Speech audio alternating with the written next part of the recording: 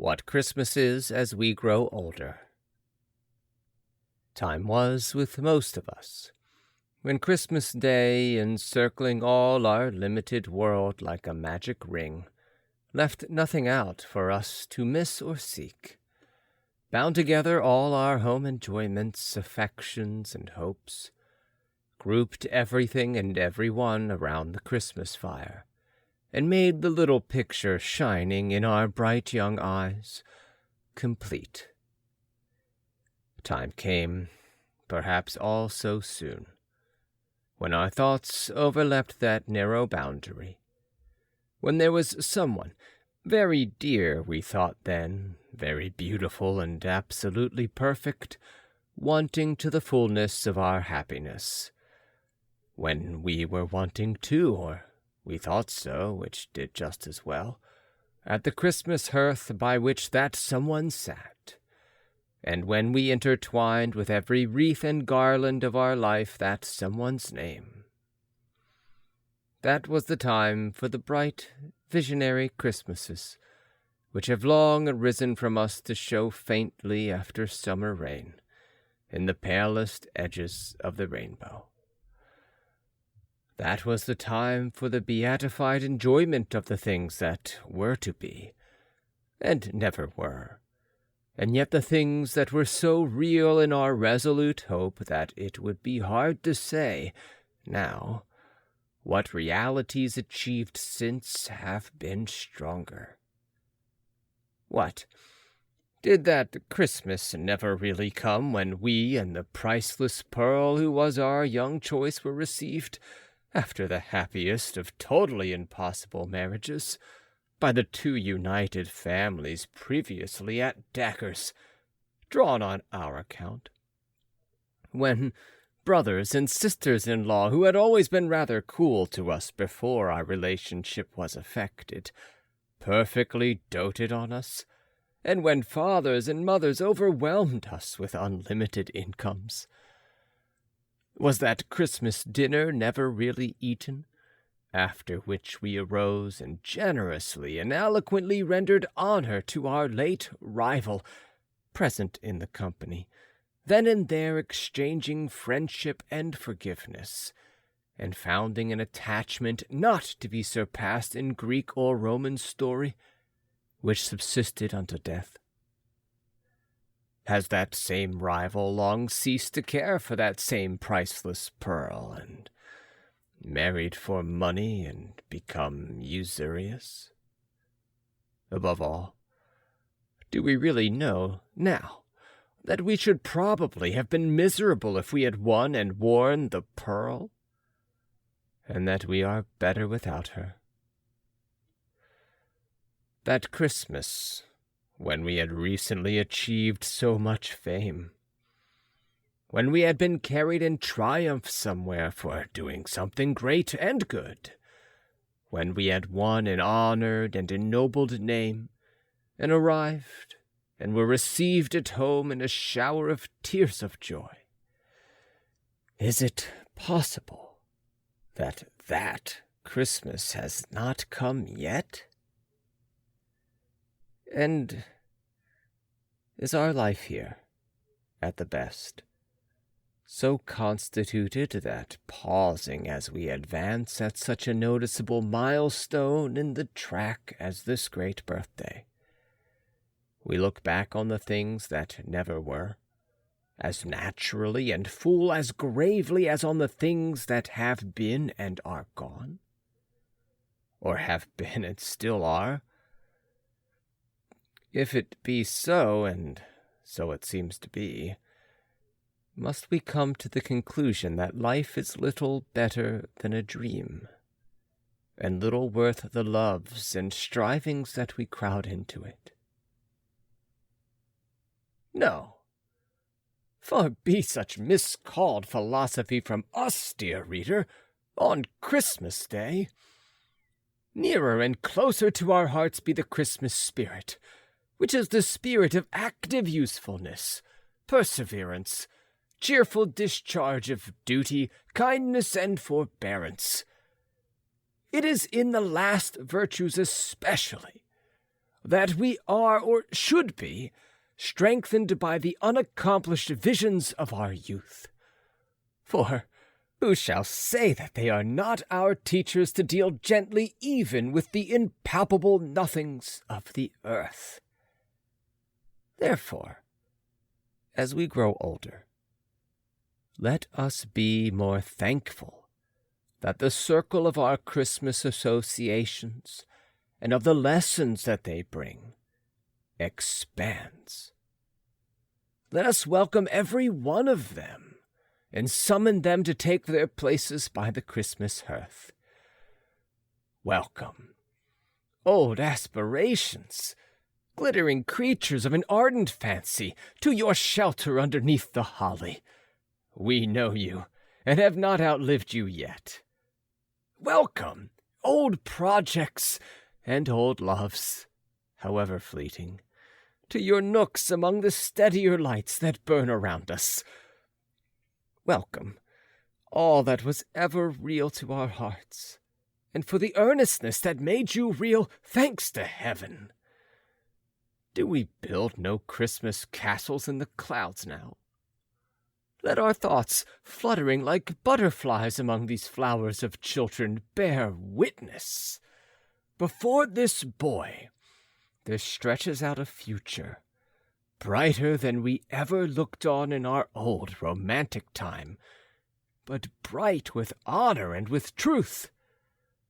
Around this little head on which the sunny curls lie heaped, the graces sport as prettily, as airily, as when there was no scythe within the reach of time to shear away the curls of our first love. Upon another girl's face near it, placider but smiling bright, a quiet and contented little face, we see home fairly written, shining from the word as rays shine from a star. We see how, when our graves are old, other hopes than ours are young, other hearts than ours are moved, how other ways are smoothed, how other happiness blooms, ripens, and decays. No, not decays, for other homes and other bands of children, not yet in being, nor for ages yet to be, arise, and bloom, and ripen to the end of all.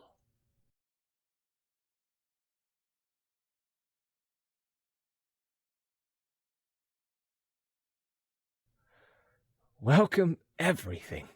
Welcome alike what has been and what never was, and what we hope may be, to your shelter underneath the holly, to your places round the Christmas fire, where what is sits open-hearted.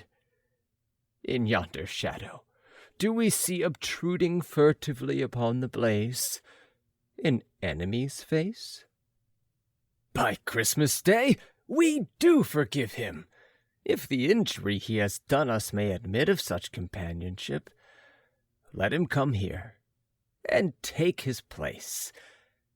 If otherwise, unhappily, let him go hence, assured that we will never injure nor accuse him.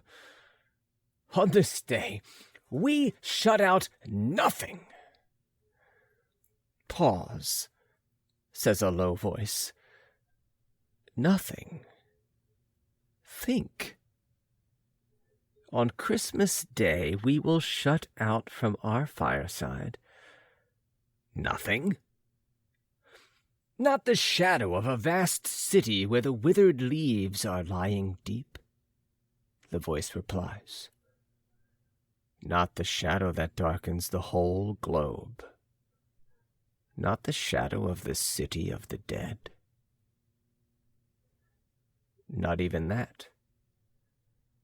Of all days in the year, we will turn our faces toward that city upon Christmas Day, and from its silent hosts bring those we loved among us. City of the dead, in the blessed name wherein we are gathered together at this time, and in the presence that is here among us according to the promise, we will receive, and not dismiss thy people who are dear to us. Yes, we can look upon these children angels that alight, so solemnly, so beautifully among the living children by the fire, and can bear to think how they departed from us. Entertaining angels unawares, as the patriarchs did, the playful children are unconscious of their guests, but we can see them, can see a radiant arm around one favorite neck, as if there were a tempting of that child away. Among the celestial figures, there is one, a poor, misshapen boy on earth, of a glorious beauty now, of whom his dying mother said it grieved her much to leave him here, alone, for so many years as it was likely would elapse before he came to her, being such a little child. But he went quickly, and was laid upon her breast, and in her hand she leads him. There was a gallant boy, who fell far away upon burning sand beneath a burning sun, and said, "Tell them at home, with my last love, how much I could have wished to kiss them once, but that I died contented and had done my duty." Or there was another, over whom they read the words, "Therefore we commit his body to the deep," and so consigned him to the lonely ocean and sailed on. Or there was another, who lay down to his rest in the dark shadow of great forests, and on earth awoke no more. Oh, shall they not, from sand and sea and forest, be brought home at such a time? There was a dear girl, almost a woman, never to be one, who made a morning Christmas in a house of joy, and went her trackless way to the silent city. Do we recollect her, worn out, faintly whispering what could not be heard, and falling into that last sleep for weariness? Oh, look upon her now! Oh, look upon her beauty, her serenity, her changeless youth, her happiness.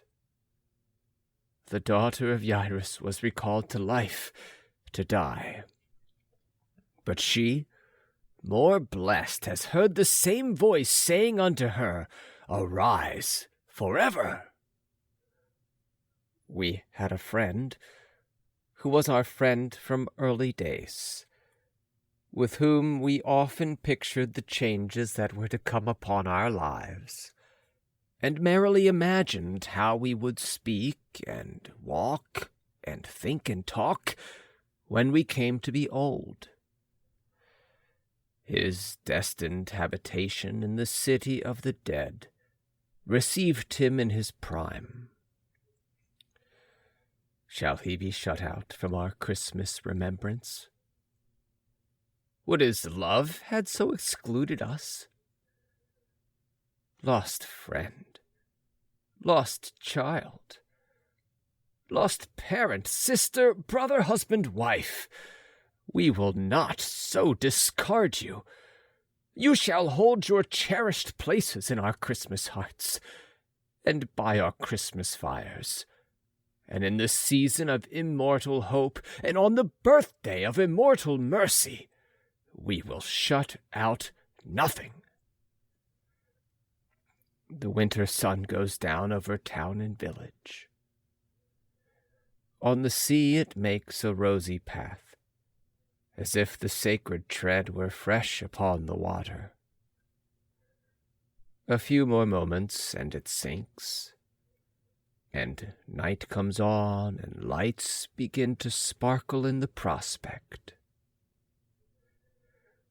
on the hillside beyond the shapelessly diffuse town, and in the quiet keeping of the trees that gird the village steeple, remembrances are cut in stone, planted in common flowers, growing in grass, entwined with lowly brambles around many a mound of earth.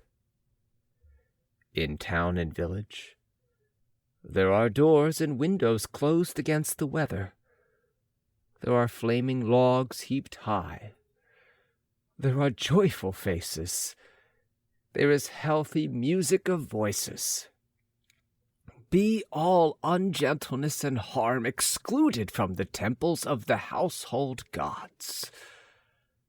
But be those remembrances admitted with tender encouragement. They are of the time, and all its comforting and peaceful reassurances, and of the history that reunited even upon earth the living and the dead, and of the broad beneficence and goodness that too many men have tried to tear to narrow shreds.